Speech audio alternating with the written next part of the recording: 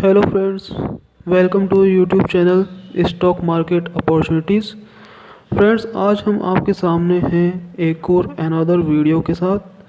लेकिन उससे पहले हमारे चैनल को लाइक एंड सब्सक्राइब ज़रूर कीजिएगा और साथ में बेल आइकन को दबाना ना भूलिएगा। तो फ्रेंड्स, आज हम आपके सामने लाए हैं इंडिया का सबसे नंबर 1 स्टॉक रिलायंस इंडस्ट्रीज़। आप सभी लोग जानते होंगे रिलायंस इंडस्ट्रीज़ आज इंडिया की सबसे बड़ी कंपनी है और इस कंपनी का शेयर स्टॉक मार्केट में नंबर 1 पे है।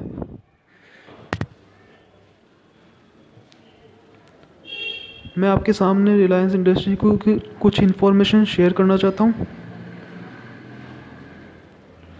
आज रिलायंस इंडस्ट्री का भाव चल रहा है 2115 रुपये पर शेयर।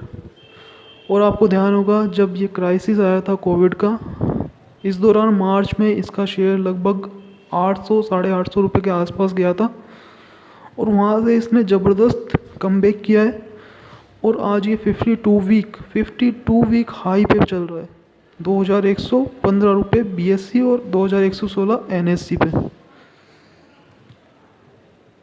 जिन लोगों ने क्राइसिस के दौरान अपना पेशेंस नहीं खोया और रिलायंस इंडस्ट्रीज़ के शेयर को लगातार खरीदते रहे, बाइंग करते रहे, बाइंग अपॉर्चुनिटीज़ को तलाशते रहे, और उन लोगों का प्रॉफिट आज आसमान पे है। आज रिलायंस इंडस्ट्रीज़ में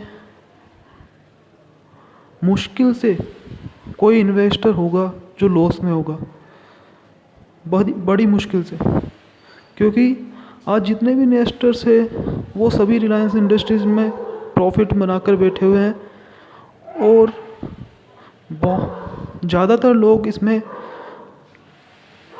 20 से 25 साल और लाइफ लॉन्ग व्यू बनाकर चलते हैं। और मैं भी आपको यही सलाह दूंगा कि रिलायंस इंडस्ट्रीज़ में SIP करते रहिए और लॉन्ग टर्म व्यू रखिए। Short term view Reliance industries में बिल्कुल भी ना रखिए, क्योंकि ये शेयर आगे जाके आपको इतना बड़ा प्रॉफिट देगा, इतनी बड़ी रकम बना के देगा कि आप लोग अंदाज़ा भी नहीं लगा सकते।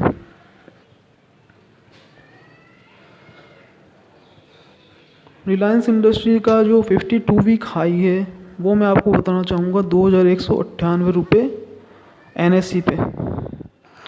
और इसका जो 52 वीक लो है जो अभी इसने मार्च में बनाया वो 867 रुपीज़ का है।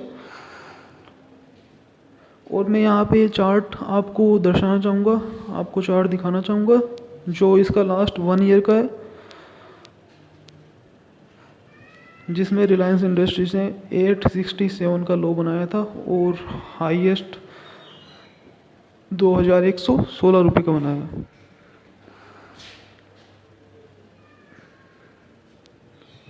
और आप लोग इसमें देख सकते हैं इसकी जो रेटिंग है वो वेरी बुलिश चल रही है, मतलब ये शेयर बहुत ज़्यादा हाई जा चुका है।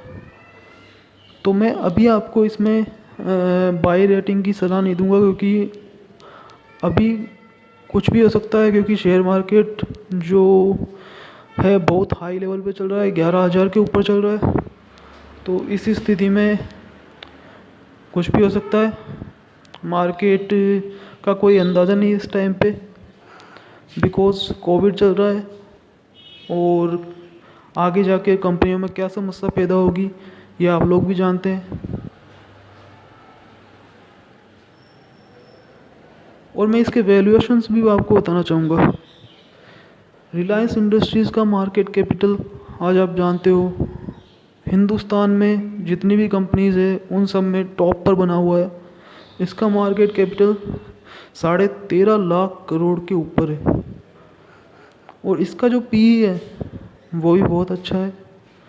इसका PE 43.13 है। और जबकि इस इंडस्ट्री रिलायंस के जो कंपेयर में जो इंडस्ट्रीज़ है सारी मिला के उन सब का PE 39.86 है, तो PE बहुत अच्छा है। और इसका जो अर्निंग पर शेयर है ये भी काफ़ी बढ़िया है 49.06। और इसकी जो बुक वैल्यू 679 है, और उसके हिसाब से अगर हम इसके शेयर का भाव देखें तो वह बहुत ही ज़्यादा अच्छा है। इसकी बुक वैल्यू में इसके शेयर का प्राइस है 679, और अभी जो इसका मार्केट में भाव चल रहा है वो 2000 के ऊपर है। तो शेयर का प्राइस बहुत ज़्यादा बढ़िया है। और कंपनी डिविडेंड भी ऐसी बात नहीं है देती है, लेकिन और कंपनीज़ के मुकाबले कम देती है, क्योंकि इस कंपनी के शेयर का भाव ही इतना ज़्यादा हो जाता है कि आप लोग अंदाज़ा नहीं लगा सकते। इसलिए कंपनी डिविडेंड में कम भरोसा रखती है, लेकिन अपने शेयर होल्डर्स को प्राइस के मुकाबले बहुत ज़्यादा खुश रखती है। जैसा कि मैंने आपको बताया था, प्राइस टू बुक वैल्यू इसकी 3.11 है।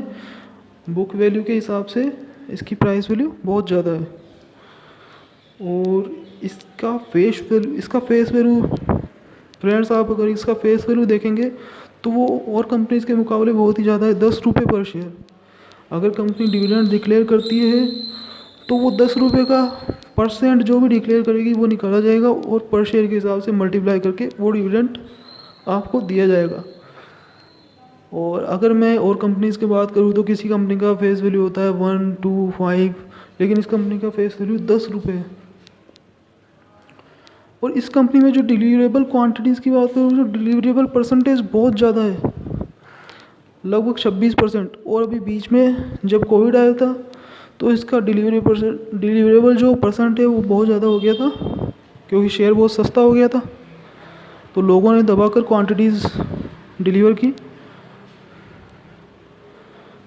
और यहाँ पे बाइंग रिकमेंडेशंस भी आप दे सकते हैं 78%। वैसे तो दोस्तों मैं आपको मना कर रहा हूँ, लेकिन आप रिलायंस का स्टॉक कभी भी खरीदिए, आपको कभी भी नुकसान नहीं होगा, मुनाफा ही होगा। अभी भी आप चाहें तो खरीद सकते हैं, इसमें कोई दो राह नहीं है। अब मैं रिलायंस की एक डील के बारे में आपको बताना चाहूँगा जो अभी फ़िलहाल हुई है कल।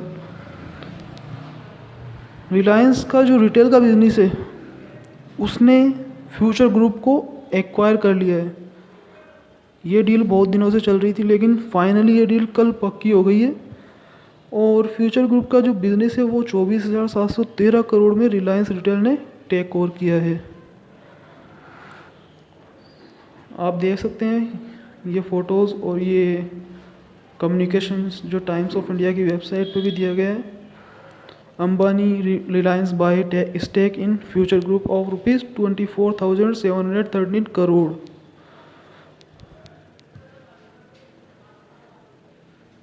तो इससे आप अंदाज़ा लगा सकते हैं कि रिलायंस आगे जाके ई कॉमर्स में कितना बड़ा एक प्लेयर बन सकता है। जैसा कि आप जानते हैं रिलायंस हर सेक्टर में एंटर कर रहा है इन दिनों।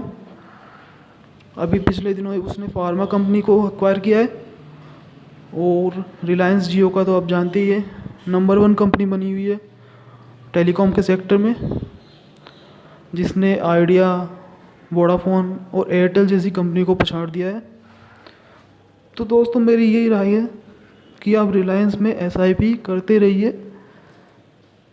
रिलायंस आपको आने वाले 20 से 25 साल में नहीं करके दोस्तों करोड़पति तो बना ही देगा। ये मेरी राय है। ये मेरी राय उन लोगों के लिए है जो अपनी छोटी छोटी सेविंग्स को जमा करके SIP कर सकते हैं। उन लोगों के लिए मैं ये वीडियोस बना रहा हूँ। तो मेरी आपसे यही राय है कि रिलायंस में अपना व्यू बरकरार रखिए और मंथली SIP चालू रखिए। आप एक बड़ी रकम बना लेंगे 20 से 25 साल में। धन्यवाद। तो अंत में जाके मैं आपसे यही कहूँगा कि मेरे चैनल को लाइक, सब्सक्राइब और बेल आइकन पे बटन दबाना ना भूलिएगा। Thank you.